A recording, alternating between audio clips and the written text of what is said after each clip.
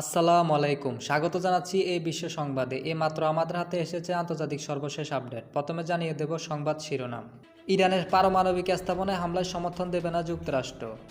আজ ঢাকায় আসছেন মালয়েশিয়ার প্রধানমন্ত্রী। ইসরায়েলে ভারী বিমান হামলায় লেবানন ও ফিলিস্তিনের শতাধিক নিহত, ইরানের সতর্কবার্তা। আক্রমণ হলে বিনা দ্বিধায় পারমাণবিক অস্ত্র ব্যবহার করবে উত্তর কোরিয়া। সর্বশেষ জানিয়ে দেব মধ্যপ্রাচ্যে উত্তেজনা, ইরানের ক্ষেপণাস্ত্র হামলার জবাবে ইসরায়েলের প্রতিশোধের প্রস্তুতি। এখন বিস্তারিত। যুক্তরাষ্ট্রের প্রেসিডেন্ট জো বাইডেন বলেছেন, ইসরায়েলের তেহরানের ক্ষেপণাস্ত্র হামলার জবাবে ইরানের পারমাণবিক স্থাপনার হামলার অনুমতি দেওয়া হবে না। আল জাজিরার প্রতিবেদনে এই তথ্য জানানো হয়েছে।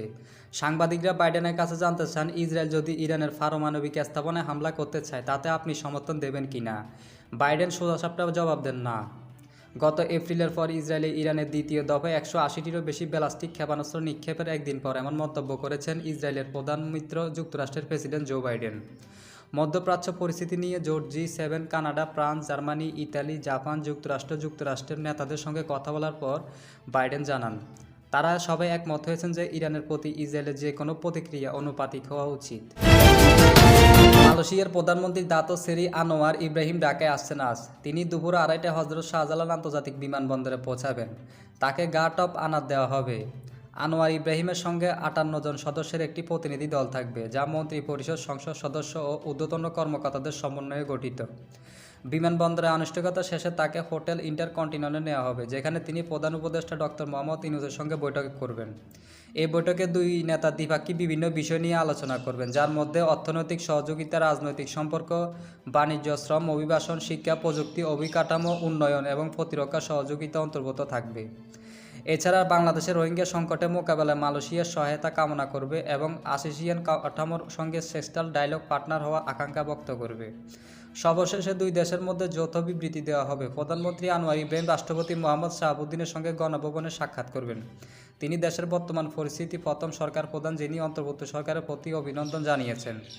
সফর শেষে সন্ধ্যা 6টায় তিনি দিনে ঢাকায় ত্যাগ করবেন। এটি বর্তমানে নতুন সরকারের দায়িত্ব গ্রহণের পর বিদেশি কোনো সরকার প্রধানের প্রথম উচ্চ পর্যায়ের সফর। বৈরুতে গত রাতে ব্যাপক বিস্ফোরণের ঘটনা ঘটেছে, যা ইসরায়েলি বাহিনীর অন্যতম ভারী আক্রমণ ছিল। লেবাননের স্বাস্থ্য মন্ত্রণালয় জানিয়েছে, গত 24 ঘন্টায় সারা দেশে বোমা হামলায় 37 জন নিহত এবং 151 জন আহত হয়েছে। দখলকৃত পশ্চিম তীরে তুল কারেম শরণার্থী শিবিরে ইসরায়েলি যুদ্ধবিমানের হামলায় কমপক্ষে 18 জন ফিলিস্তিনি নিহত হয়েছে। NRLW প্রধান জানিয়েছে, গত 2 দিনে গাজা উপত্যকায় ইসরায়েলি বাহিনীর হামলায় জাতিসংঘ পরিচালিত 3টি স্কুল আশ্রয় কেন্দ্রে কমপক্ষে 21 জন ফিলিস্তিনি নিহত হয়েছে। ইরান কাতারের মাধ্যমে ওয়াশিংটনকে বার্তা পাঠিয়েছে যে তারা আঞ্চলিক যুদ্ধ চায় না, তবে একতরফা আত্মসংযমের পর্যায়ে শেষ হয়েছে। একজন ইরানি সূত্র আল জাজিরাকে জানিয়েছে, গাজা 2023 সালের অক্টোবর থেকে ইসরায়েলি হামলায় এখন পর্যন্ত কমপক্ষে 41,788 জন নিহত এবং 96,794 জন আহত হয়েছে। অন্যদিকে ইসরায়েলে হামাসের নেতৃত্বাধীন আক্রমণে 7 জন অক্টোবর থেকে কমপক্ষে 1,139 জন নিহত এবং 200 জনেরও বেশি মানুষ বন্দী হয়েছে। প্রতিবেশী দেশ দক্ষিণ কোরিয়া এবং তার মিত্রদের বিরুদ্ধে বিভিন্ন সময় পরমাণু হামলার হুমকি দিয়ে আসছেন উত্তর কোরিয়ার সর্বোচ্চ নেতা কিম জং উন। দীর্ঘদিন ধরে আন্তর্জাতিক মহলের উদ্বেগ বাড়িয়ে রেকর্ড হারে পরমাণু অস্ত্রের পরীক্ষা নিরীক্ষা চালিয়ে যাচ্ছে উত্তর কোরিয়া। এবার কিম জানিয়েছেন, যদি কোনো দেশ তার দেশে সামরিক হামলা চালানোর চেষ্টা করে, সেক্ষেত্রে কোনোরকম বিনা দ্বিধায় পারমাণবিক অস্ত্র ব্যবহার করা হবে। শুক্রবার 4 অক্টোবর দেশটির রাষ্ট্রীয় গণমাধ্যম KCNA এই খবর জানিয়েছে। কিম বলেন, যদি শত্রুরা পিয়ংইয়নের ভূখণ্ডে উত্তর কোরিয়ার সার্বভৌমত্ব লঙ্ঘন করে হামলার চেষ্টা করে, তাহলে আমরা পারমাণবিক অস্ত্র দখলে থাকা সব আক্রমণাত্মক শক্তি বিনা দ্বিধায় ব্যবহার করব। KCNA প্রতিবেদনে বলা হয়েছে, বুধবার পিয়ংইয়নের পশ্চিমে একটি বিশেষ বাহিনীর সামরিক প্রশিক্ষণ ঘাঁটি পরিদর্শনের সময় এই কথা বলেন কিম। এ সপ্তাহের শুরুতে পিয়ংইয়ং পারমাণবিক অস্ত্র ব্যবহার করলে দক্ষিণ কোরিয়ার প্রেসিডেন্ট ইউন সুক হোল ও উত্তর কোরিয়ার শাসনের অবসান করার হুমকি দেন। এর পরিপ্রেক্ষিতে পাল্টা হামলার জবাব দিলেন কিম।